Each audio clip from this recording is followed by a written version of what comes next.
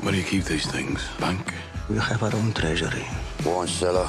and a tunnel under the river. The my guess is they've turned one of the cellars into a strong room. Did you find someone, Arthur? Stefan Redicheski. Michael. Why does a pen pusher who sits on his arse all day want to fire a gun? Get me a meeting with someone from the Soviet embassy.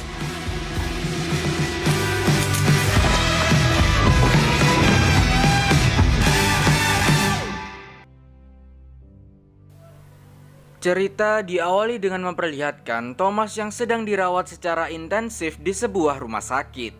Setelah pemukulan dan penyiksaan brutal oleh anak buah Pastor Hughes, ia mengalami gagar otak dan pendarahan internal di kepalanya. Berbagai cara telah diterapkan sang dokter untuk penyembuhan Thomas. Ia menghabiskan 3 bulan untuk penyembuhannya di rumah sakit. Hampir pulih dan menjelang akhir masa tinggalnya di rumah sakit, dia dikunjungi oleh sepupunya Michael. Michael memberitahu dia bahwa beberapa hal tentang Pastor Hughes. Ia mengaku pernah dilecehkan oleh Pastor Hughes saat dalam perawatan sebagai seorang anak. Mengingat Michael dulunya secara paksa diambil oleh pihak gereja karena ibunya Polly sedang kecanduan barang haram, sehingga ia tidak bisa merawat anaknya dengan baik. Mengingat hal tidak senonoh yang telah dilakukan Pastor Hughes di masa lalu terhadapnya, ia mengatakan kepada Thomas bahwa ia ingin membunuhnya dengan dirinya sendiri untuk membalaskan dendam masa lalunya. 3 bulan telah berlalu.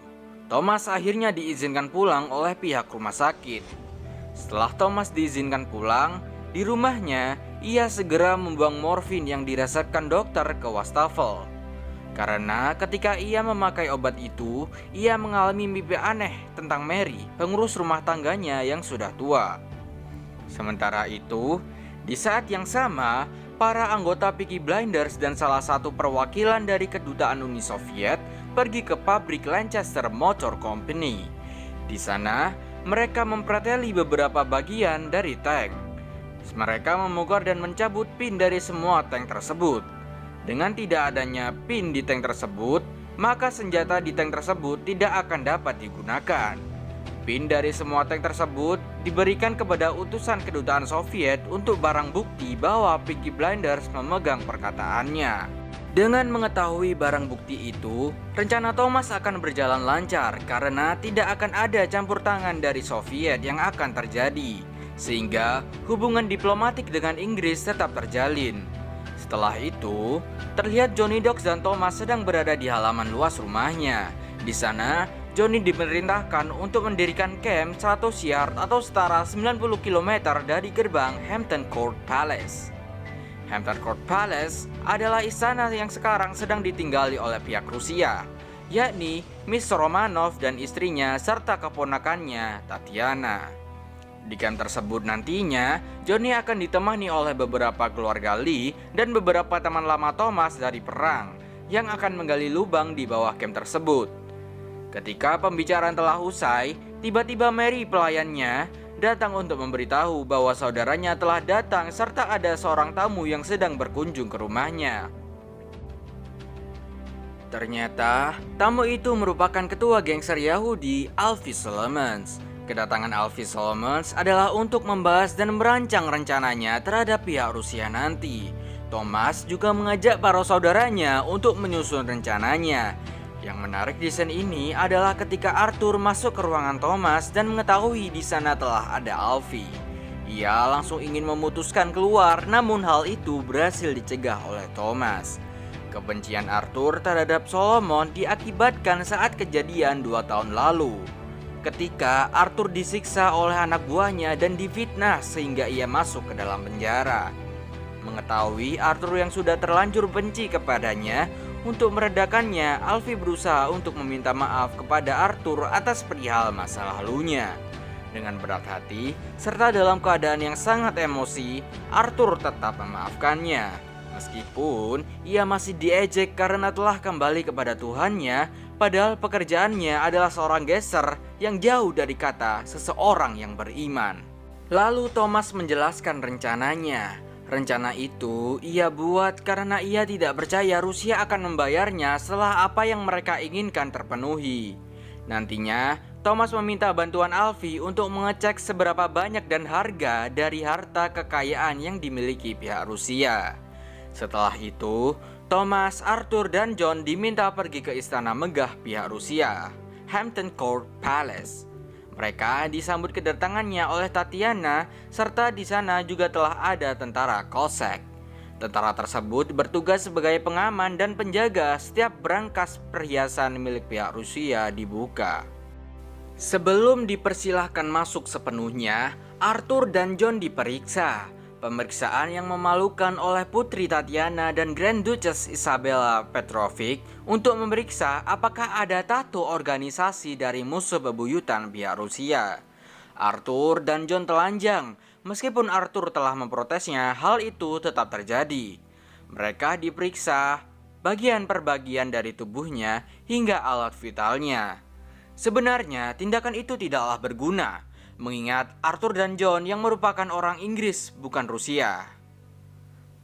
Setelah pemeriksaan, mereka semua diajak ke pesta seks yang diadakan oleh pihak Rusia, lengkap dengan banyak vodka, para pelacur, hingga ada kaum homoseksual di sana. Di sana, John pergi menemui Stephen yang sudah menyamar sebagai pelayan di sana.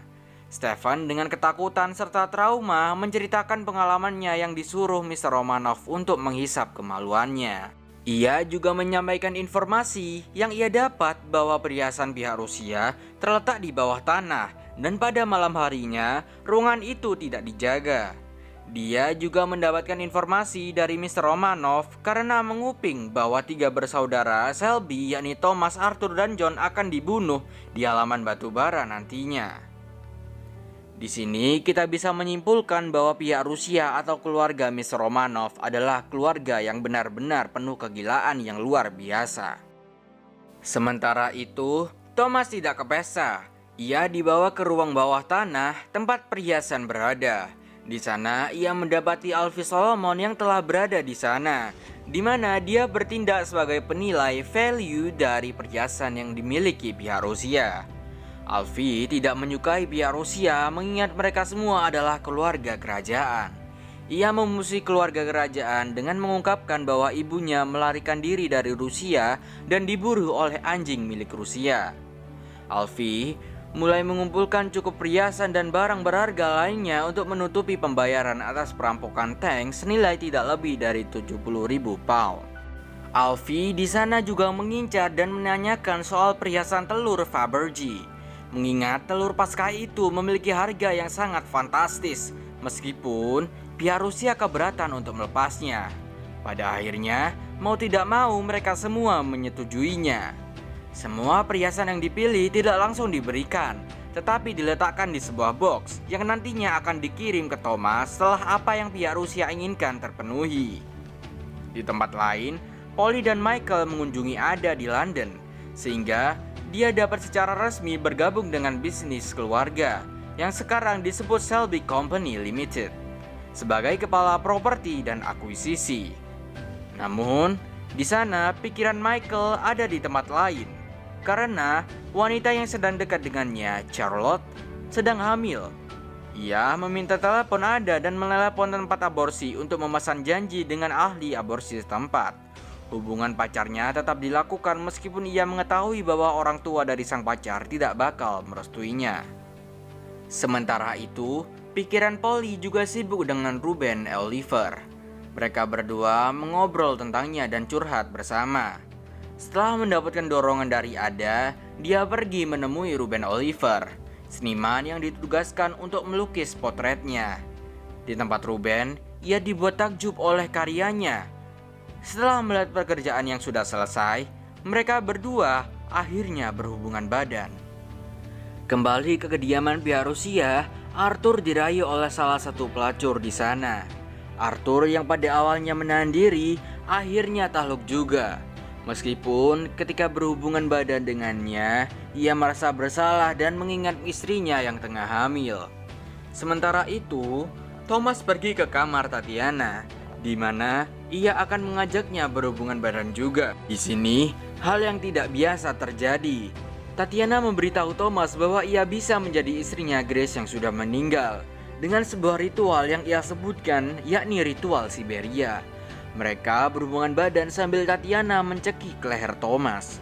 Dengan dilakukan hal tersebut, Thomas yang sebelumnya telah mengisap rokok ganja, tiba-tiba dia bisa berhalusinasi berhubungan badan dengan Grace, almarhumah istrinya. Padahal itu semua adalah halusinasi. Keesokan harinya, setelah urusan bisnisnya selesai, ia pergi meninggalkan tempat tersebut untuk pulang. Sesampainya di rumah, ia pergi ke pekarangan milik pamannya, Charlie. Di sana, ia bertemu teman seperjuangannya selama perang di Perancis.